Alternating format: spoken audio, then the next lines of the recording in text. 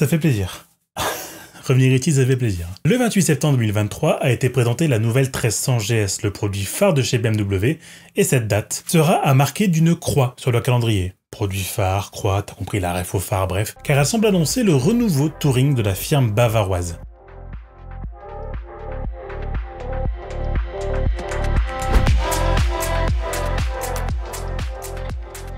Après 4 ans de bons et loyaux services, la 1250 GS tire donc sa révérence, mais continuera de cohabiter un peu avec sa petite sœur, et vous comprendrez pourquoi après, et surtout après avoir annoncé les petits trails 800 et 900 GS, qui elles aussi ont explosé Internet et le monde de la moto par leur style fin et élancé, bien loin de l'image des tanks des précédentes générations. La 1300 GS emboîte le pas, et première chose à dire, elle était leakée un nombre incalculable de fois, et certaines photos avaient déjà fuité 1 à 2 semaines avant le teasing officiel.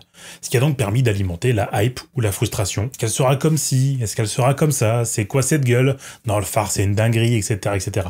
Mais surtout de comprendre que oui, le leak, ça touche aussi la moto, et c'est très dommage. Surtout pour un lancement mondial comme celui du trail le plus vendu au monde depuis maintenant une bonne décennie. Un peu d'historique, même si vous commencez à le connaître sur ma chaîne, on va pas revenir sur les modèles mais plutôt sur les valeurs de puissance et de poids. Depuis la première GS, la R80 de 1980, a été annoncée à 50 chevaux pour 185 kg, et bien la GS a pris de l'embonpoint, tout comme moi, 52 kg et a gagné pas moins de 95 chevaux. Et chose importante, depuis la sortie de la 1200 GS en 2004 jusqu'en 2019, la GS est certes passée de 100 à 136 chevaux, mais elle a surtout pris 24 kg. La 1250 GS était donc affichée à 249 kg, et pour la première fois depuis 2004, la 1300 GS perd du poids. Ouais, elle a réussi à se prendre sa vie en main, enfin pas comme moi qui continue d'enquiller du gras, bref, bon, c'est pas le sujet. La 1300 GS gagne donc 9 chevaux pour s'afficher à 145 chevaux à 7750 tours minute, et passe donc de 249 à 237 kg, ce qui lui fait donc passer son rapport poids-puissance de 1,83 à 1,63 kg par cheval, ce qui est plutôt pas mal, venant ainsi talonner sa grande rivale du moment qui est et restera la Triumph 1200 Tiger GT avec son rapport de 1,6, mais on est encore bien loin d'un Multistrada V4 qui par exemple a un rapport de 1,4. Mais bon, vous savez, la moto, c'est pas un concours de bits perpétuel pour savoir qui sera le meilleur ou pas, on est quand même des gens grands, civilisés et puérils, hein. La pièce maîtresse de cette nouveauté, c'est bien évidemment le moteur Boxer, qui présente 2 nouveautés majeures, une réduction de poids de 6,5 kg par rapport à la génération précédente, et une meilleure compacité, grâce à une boîte de vitesse, désormais située sous le moteur, et une nouvelle disposition des arbres à cames. Le couple lui aussi augmente, déjà qu'il était démoniaque avec le Boxer 1250, et il s'affiche désormais à 149 Nm de couple à 6500 tours minute. Ça fait beaucoup là, non? Toujours avec d'ailleurs le Shift Cam pour faire varier la distribution et la course des soupapes, qui permet d'avoir la meilleure réponse de couple dans les hauts et les bas régimes, et ça, ça régale. Au niveau des nouveautés, le cadre est en acier et la boucle arrière est désormais en aluminium moulé sous pression. Les télélevers et paralevers s'enrichissent d'ailleurs d'une version Evo qui, même si sur le plan de l'essai, c'est pas tellement ce que ça apporte, offre une précision et une stabilité de pilotage accrue. D'ailleurs, pour rappel, dans les très grandes lignes, le télélever sépare les 2 fonctions de la fourche et de l'amortissement, et le paralever empêche l'effet de levier propre au cardan. Peut pas être plus simple. Je suis désolé, j'ai fait d'autres fois le sujet, bref. Niveau suspension, un nouveau système DSA pour Dynamic Suspension Adjustment permet automatiquement l'adaptation de la précharge du ressort avant et arrière.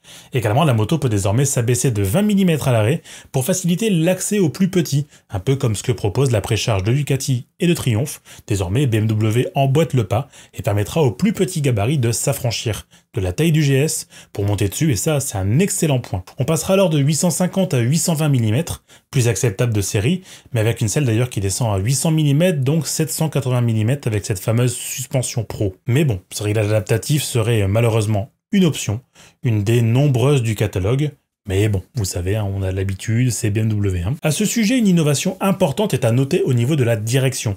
En effet, entre la platine dépontée et le T supérieur fixé au sommet des tubes, un élément en caoutchouc semble assurer une certaine flexibilité. Il est doublé d'une pièce de métal en arc contrant les forces générées au freinage ou à l'accélération sur la fourche pour limiter sa déformation au sommet. Ce système devrait donc permettre de réduire un défaut important et souvent reproché au télélever d'ailleurs, la faiblesse de sensation et de retour d'infos au guidon. Parce que c'est vrai qu'on a toujours l'impression d'être sur un tapis volant quand on est sur une GS, et apparemment là cet effet, donc ce retour d'information, serait un peu mieux géré maintenant. Dès sa version standard, la nouvelle BMW 1300 GS dispose désormais de 4 modes de pilotage, au lieu de 3, pour s'adapter aux préférences de chaque pilote. Les modes de pilotage Rain et Road permettent d'adapter les caractéristiques de pilotage à la plupart des conditions routières, et avec le mode de pilotage Eco, il est désormais possible de maximiser l'autonomie, tandis qu'avec le mode de pilotage supplémentaire, qui s'appelle maintenant Enduro, il permet une expérience de pilotage améliorée hors des sentiers battus, grâce à une configuration spécifique pour une utilisation en tout terrain. Mais bon, dans le principe, vous le savez, c'est pas cette GS qui va les tailler du chemin, on attendra une hypothétique 1300 GS-A, pour GS Adventure, qui devrait arriver en toute logique l'année prochaine pour se faire son idée. Même si cette moto a quand même des prédispositions pour aller en tout terrain.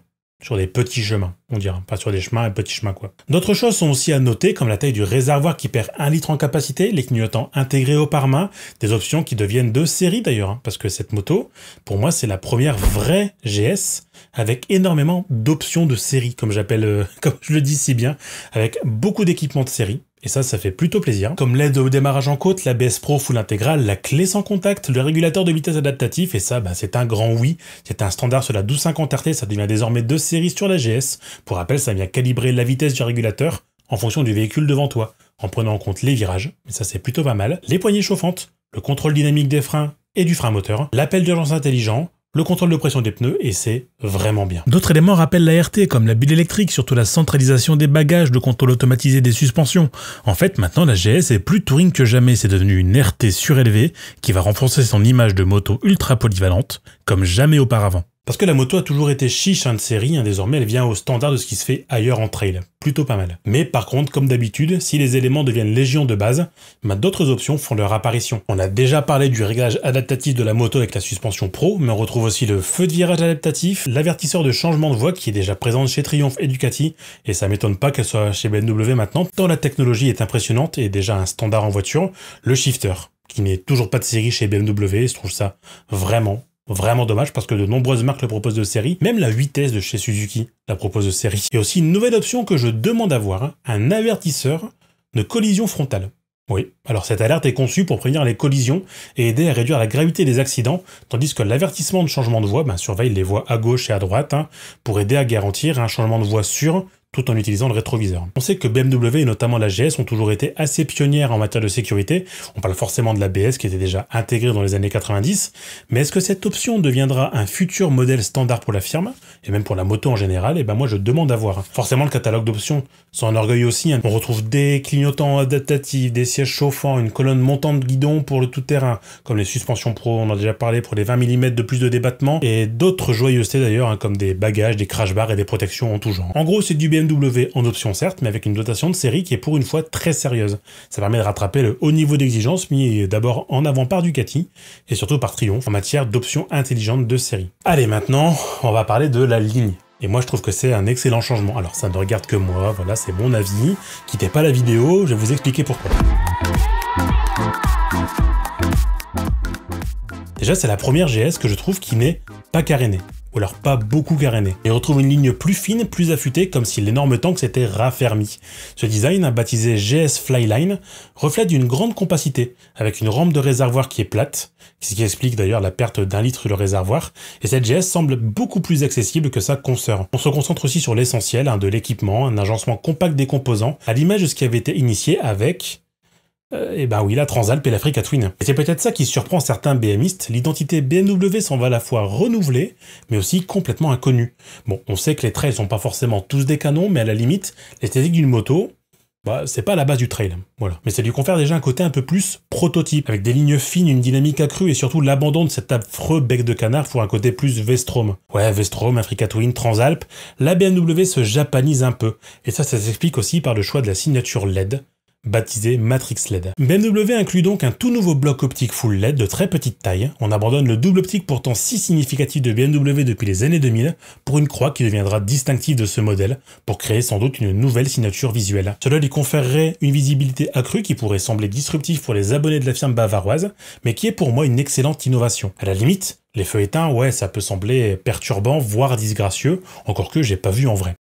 Dans l'usage, feu ouvert, on va te voir de très très loin et surtout, ce sera l'apanage d'une option dont on n'a pas encore parlé jusqu'alors, le Headlight Pro, qui va agir de sorte que le faisceau du phare full LED de série se tourne dans le virage en fonction de l'inclinaison. De cette manière, le virage est presque entièrement éclairé par le faisceau qui se retrouve exactement là où la moto se déplace. Là où c'était complexe avec l'ancienne GS où les feux de virage adaptatifs étaient sur les côtés, de mémoire, hein. Ici, l'adaptatif s'inclut dans l'optique, et c'est bien mieux en termes de perception et de cohérence. Maintenant, la ligne, bon, le design peut vous sembler complètement indécent, voire japonisant, et je le comprendrai, mais habituez-vous à la voir chez les Allemandes parce qu'il est signé Alexander Buchan, ou Buchan, je sais pas comment est-ce qu'on dit, Buchan. Et si ce nom ne résonne pas pour les BMistes, eh ben il va finir par rentrer en tête de certains, parce que c'est à lui qu'on doit également les 800 et 900 GS, mais surtout le CE04 et CE02. C'est donc un vrai coup de jeune, et surtout coup de maître, hein, puisque présent depuis maintenant 20 ans chez BMW, il va être promu en janvier 2024, responsable du design de BMW Motorrad, remplaçant ainsi le légendaire Edgar Heinrich, partant à la retraite après 35 ans de bons et loyaux services, dont 11 en tant que responsable design. C'est à lui qu'on doit la R1100S, le K1200R ou la 1200 GS, donc évidemment le petit côté rondelé des anciennes BM vont petit à petit disparaître pour des motos plus anguleuses, dans la continuité du changement chez BMW. Alors j'ai hâte de voir la suite pour Alexander parce que le changement opéré est déjà visible, et moi clairement je pense que ça va faire du bien chez BM. Oui, parce que ça va attirer un public plus jeune, toujours plus difficile pour les Allemands. Tel sera pour moi le maître mot de Buchan, et pour Motorrad de manière générale, hein, parce que clairement c'est comme ça qu'ont été conçues les nouvelles GS. La 800 ressemble à une Africa Twin type Oktoberfest, je vais y arriver. La 900 ressemble à un Transalps Currywurst, et cette 1300 GS, ben pas grand chose en vérité. Peut-être un faux air de Vestrom d'Opel Alliger, fait pour reprendre son trône de moto la plus vendue en France, et le trail le plus vendu au monde. C'est encore le cas aujourd'hui à peu près, mais bon t'as compris. Et son prix ? Bah, il augmente de 800 € de série, désormais passant au-dessus des 20 000 € pour le modèle de base déjà plutôt bien équipé. Ce qui va faire la force de BMW, ce sera encore une fois son modèle de financement unique, dont on parlera sans doute dans un prochain sujet. Et déjà, on va retrouver 3 familles en plus de la standard, GS Trophy, GS Triple Black et forcément le classique, l'option 719 baptisée Tramontana. Exceptionnel, magnifique, avec ce verre bouteille magnifique et ses jantes dorées, c'est trop beau. Forcément, chaque option met un billet supplémentaire dans la tirelire, comptez 850 € pour le GS Trophy et la Triple Black, 2750 € pour la Tramontana, mais vous pouvez aller encore plus loin. 31 986 €, c'est énorme. Full option avec la moto complète hors bagagerie, ça fait cher le billet, mais là vous aurez, selon BMW, la moto parfaite pour faire tout de manière efficace. Bon voilà pour l'état des lieux, maintenant j'en pense beaucoup de bien de cette BM dans le fond. Cette GS pour moi reprend une équipe qui gagne, on l'améliore et on y apporte un côté plus jeune et dynamique.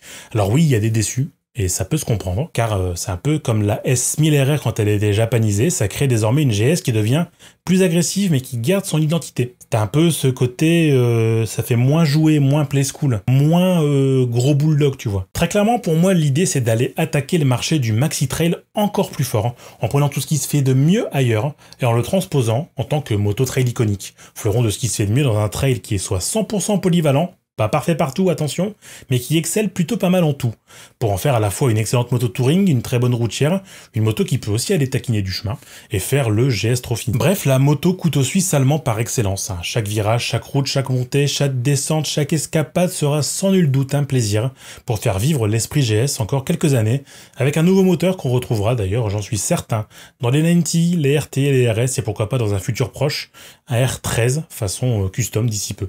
J'en suis sûr. Aucun compromis. Une remise en question certes pour les adorateurs premiers de la firme, mais ça va aussi permettre de jouer sur un autre facteur, le marché de l'occasion. La 1250 GS va fatalement devenir un collector grâce à sa double optique et à son gabarit différent du 1300, et surtout les dernières 1200 GS, je dirais de 2014 à 2018, vont pouvoir enfin commencer, je l'espère, à devenir abordables et hautement recherchées pour les amoureux du trail confort routier d'occasion. On va évidemment suivre les chiffres de vente, mais je suis certain qu'elle va faire un carton. Maintenant, moi j'ai hâte de pouvoir l'essayer, si BMW France soit cette vidéo, ou si une concession bienveillante et amicale de BMW partout en France souhaite que j'essaye cette 1300 GS rien que pour vous dès le 4 novembre. Je suis votre homme. Voilà, si la vidéo vous a plu, comme d'hab, petit like, petit commentaire, et toi mon grand, t'en penses quoi de cette 1300 GS? Qu'est-ce que c'est ton avis dans la... Si t'estimes que je fais un travail de qualité, n'hésite pas à me suivre, d'accord? Et aussi à participer au financement de la chaîne sur Tipeee, ou dans les subscriptions YouTube. Je le dis pas assez, mais merci aux mécènes qui financent la chaîne, et si ce format vous plaît, je peux le reproduire avec d'autres motos qui viennent d'arriver sur le marché. Dis-moi laquelle, et on en discute ensemble, together, autour d'un café. N'importe quoi. Merci à tous, c'était Valoutre, ciao!